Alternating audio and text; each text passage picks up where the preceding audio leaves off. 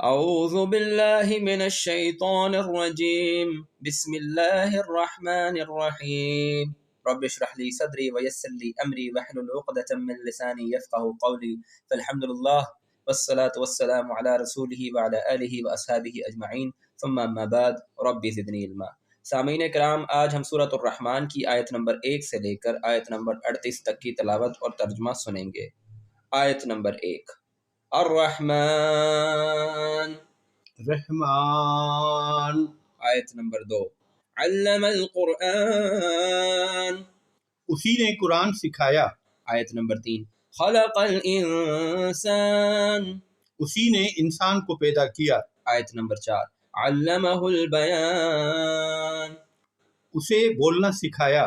آیت نمبر 5، الشمس والقمر بحسبان، سورج اور چاند ایک حساب سے چلتے ہیں۔ آیت نمبر 6، والنجم والشجر يسجدان، اور بیلیں اور درخت سجدہ کرتے ہیں۔ آیت نمبر 7، والسماء رفعها ووضع الميزان، اور آسمان کو اسی رحمان نے بلند کیا اور اسی نے ترازو رکھی۔ آیت نمبر 8، الا تطغوا في الميزان، تاکہ تم تولنے میں گڑبڑ نہ کرو۔ آیت نمبر 9، واقیموا الوزن بالقسط ولا تخسروا الميزان، اور تم انصاف سے وزن کرو اور تول میں کمی نہ کرو۔ آیت نمبر 10، والارض وضعها للانام، اور اسی نے زمین کو مخلوق کے لیے بچھایا۔ آیت نمبر 11، فيها فاكهة والنخل ذات الاكمام، اس میں لذیذ پھل اور کھجور کے درخت ہیں جن کے شگوفے غلافوں میں لپٹے ہوئے ہوتے ہیں۔ آیت نمبر 12، والحب ذو العصف والریحان، اور بھوسے والے دانے اناج اور خوشبودار پھول ہیں۔ آیت نمبر 13، فبأي آلاء ربكما تكذبان، پھر اے جن و انس، تم دونوں اپنے رب کی کون کون سی نعمتوں کو جھٹلاؤ گے؟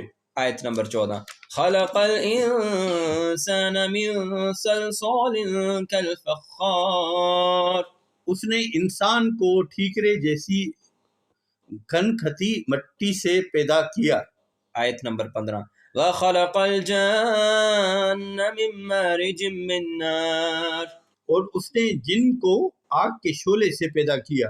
آیت نمبر 16، فبأي آلاء ربكما تكذبان، پھر تم دونوں اپنے رب کی کون کون سی نعمتوں کو جھٹلاؤ گے؟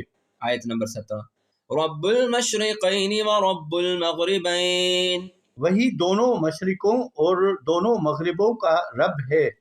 آیت نمبر 18، فبأي آلاء ربكما تكذبان، پھر تم دونوں اپنے رب کی کون کون سی نعمتوں کو جھٹلاؤ گے؟ آیت نمبر 19، مرج البحرین یلتقیان، رحمان نے دو سمندر جاری کیے جو باہم ملتے ہیں۔ آیت نمبر 20، بینہما برزخ لا یبغیان، ان دونوں کے درمیان ایک پردہ ہے، وہ دونوں اس سے تجاوز نہیں کرتے۔ آیت نمبر 21، فبأي آلاء ربكما تكذبان، پھر تم دونوں اپنے رب کی کون کون سی نعمتوں کو جھٹلاؤ گے؟ آیت نمبر 22، یخرج منهما اللؤلؤ والمرجان، ان دونوں سمندروں سے موتی اور مرجان مونگے نکلتے ہیں۔ آیت نمبر 23، فبأي آلاء ربكما تكذبان، پھر تم دونوں اپنے رب کی کون کون سی نعمتوں کو جھٹلاؤ گے؟ آیت نمبر 24، وَلَهُ الْجَوَارِ الْمُنشَآتُ فِي الْبَحْرِ كَالْأَعْلَامِ، اور اسی کے ہیں چلنے والے جہاز اور کشتیاں جو سمندر میں پہاڑوں کی طرح اونچے اٹھے ہوئے ہیں۔ آیت نمبر 25، فَبِأَيِّ آلَاءِ رَبِّكُمَا تُكَذِّبَانِ، پھر تم دونوں اپنے رب کی کون کون سی نعمتوں کو جھٹلاؤ گے؟ آیت نمبر 26، كُلُّ مَنْ عَلَيْهَا فَانٍ، ہر چیز جو زمین پر ہے فنا ہونے والی ہے۔ آیت نمبر 27، وَيَبْقَى وَجْهُ رَبِّكَ ذُو الْجَلَالِ وَالْإِكْرَامِ، اور آپ کے رب ذوالجلال والا اکرام کا چہرہ باقی رہے گا۔ آیت نمبر 28 فَبِأَيِّ آلَاءِ رَبِّكُمَا تُكَذِّبَانِ، پھر تم دونوں اپنے رب کی کون کون سی نعمتوں کو جھٹلاؤ گے۔ آیت نمبر 29 يَسْأَلُهُ مَنْ فِي السَّمَاوَاتِ وَالْأَرْضِ كُلَّ يَوْمٍ هُوَ فِي شَأْنٍ، جو کوئی آسمانوں اور زمین میں ہے اسی سے مانگتا ہے، وہ ہر روز ہر وقت ایک نئی شان میں ہوتا ہے۔ آیت نمبر 30 فَبِأَيِّ آلَاءِ رَبِّكُمَا تُكَذِّبَانِ، پھر تم دونوں اپنے رب کی کون کون سی نعمتوں کو جھٹلاؤ گے۔ آیت نمبر 31 سَنَفْرُغُ لَكُمْ أَيُّهَ الثَّقَلَانِ، اے جن و انس، عنقریب ہم تمہارے حساب کے لیے فارغ ہوں گے۔